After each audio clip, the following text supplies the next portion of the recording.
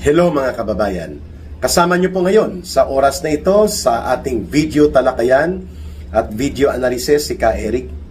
Mga kababayan, nagsimula na po ang maagang demolition attack muli. The resurgence ng highly paid at well-organized na paggamit ng media, social media, trolls, mga bayarang mersenaryo upang tirahin at atakihin ang pagkatao at ang integridad ni Vice President Sara Duterte. Kaya sa puntong ito ay bibigyan po natin ng pagdidiscuss na ito. Itong inihayag ng kanyang dating chief ng Vice Presidential Security Group or BPSG na si Colonel Raymond Lacheca ng Philippine Army. Sapagkat idinadawit po ang pangalan ni Vice President Sara Duterte at ang BPSG patungkol po dito sa kunwari ay koneksyon sa mga kriminal na mga tao o grupo. The way the propaganda, distraction, and operations attack are being hatched out right now, no? Kung paano ito isagawa. Si Madriaga po, hindi ko to kilala pero nabasa ko lang po ang mga news tungkol sa kanya ay na-convict siya at mga kasamahan niya sa pangingidnap ng kanilang boss.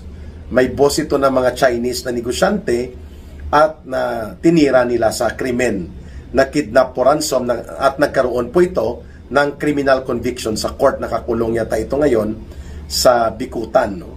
Sa Camp Bagong Diwa. Kung hindi ako nagkakamali, dahil under appeal o hindi pa na-remit sa National Bilibid Prisons. No? Itong si Madriaga ay gawa-gawang karakter ito nila na hinugot, binayaran, klaro naman po na bayad ito. At ang tumitira ngayon, itong si Jesus Paltic, no? Paltic dahil kahit abogado to, pero paltik ang mga utak. No? Pag sinabing paltik sa Bisaya at sa Ilonggo, pike. Pike ang takbo ng utak nito. At itong si Boy AK-47, Ronald Lamas, na BFF ni Hontivirus. No? So the same na mga balahibo, magkabalahibo, magkauri ang gumagamit nito. At kaya nga dapat natin ito ituwid sapagkat alam natin na ito ay propaganda distraction, demolition job at isang binayaran na organisadong pagwasak o tinatawag nating black propaganda operations, black ops laban kay Vice President Sara Duterte, damay pati ang buong Duterte political camp, no? Maliban pa sa atake nila kay former President Rodrigo Duterte. Ayan. Ano po ang kabuluhan at halaga ng mga pagtutuwid na inilabas ng dating head or chief ng Vice Presidential Security Group na si Colonel Lacheca? Sabi niya, una, paano magkaroon ng otoridad ang isang sibilyan kagaya ni Madriaga para ma-involve sa pag-organize ng mga security team and security operations related sa pag-secure kay Vice President Sara Duterte. Ang bumubuo po niyan ay ang Armed Forces of the Philippines with the support of the Philippine National Police. Hindi man ito police, si Madriaga, hindi man ito military. So sino siya? Hindi man siya Defense Department official. Hindi rin po siya consultant ng anumang security unit. No? So, imposible. Number 2, ang sino mang ma-assign o sino mang opisyal o tauhan ng Armed Forces of the Philippines at ng Philippine National Police sa anumang VIP security, kagaya po ng pag-secure sa Vice President o kaya pag-secure sa Presidente o Cabinet Secretary o Senador o Congressman o politiko, mayor o governor, dumadaan po yan sa tinatawag na VIP Security Protocol and Procedures. Chine-check po yan at biniverify. At kadalasan po ang nakaka-deploy dyan ay ang may mga training, background at may magandang record patungkol sa VIP Security and Protection. Kidnapper ito si Madriaga, kriminal. Hindi rin naman siya VIP security expert. So paano po siya naging involved sa VIP security group ni Vice President Sara Duterte? Kaya walang kwentang kwento ito. Subalit dahil pinapatulan, pinapalabas at pinapublish ng malalaking bayad na mga media corporation na ginagamit ni Marcos at nila Romualdez, at nai-interview itong si Jesus Paltic, no? Itong si Ronald Lamas Boy AK-47, feeling NPA na hindi naman nag-NPA, aba, lumalabas na parang may valid issue patungkol dito. Pero kung susuriin natin ang kaganapan at mga sirkumstansya at ang mga batayan patungkol sa standard kung papaano nagbubuo ng security team at VIP security protection, ay talagang lagapak na lagapak, zero. Walang koneksyon, walang batayan, at walang anumang pagkakahawig na pwede mong gamitin o pwede mong dugtungan itong convicted criminal na si Madriaga. Okay? Pangalawang punto ni Colonel Lacheca, ang mga organisasyon ng AFP at PNP na siya po ang mayroong mga VIP Security and Protection Unit ay hindi po gumagamit ng mga sibilyan sa pagsasagawa ng pagbubuo ng mga deployment and assignment, sapagkat yan po ay internal sa organisasyon ng AFP at PNP. So dahil isang sibilyan at isang convicted criminal itong si Madriaga, saan siya nanggaling?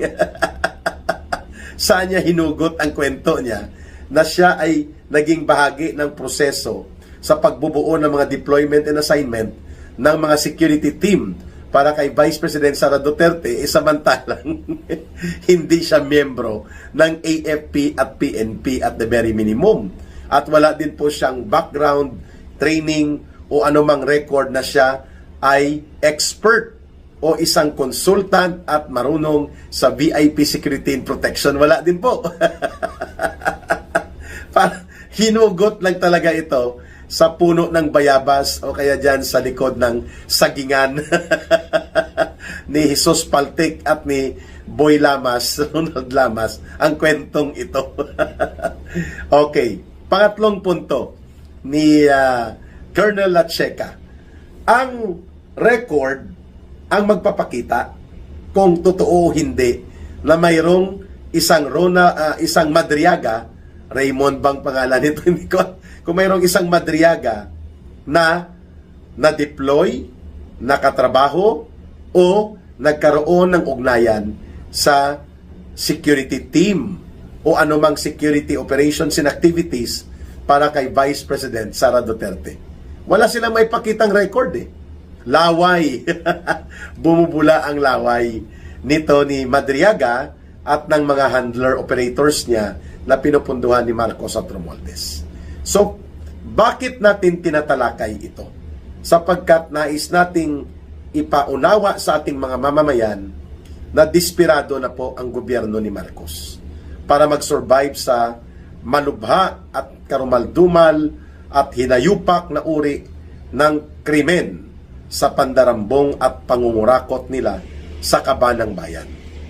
Na pati po sa international level, wala nang naniniwala pa sa gobyerno ni Marcos sapagkat ang tingin sa kanya magnanakaw, mangungurakot at mangungulimbat, adiktos pa.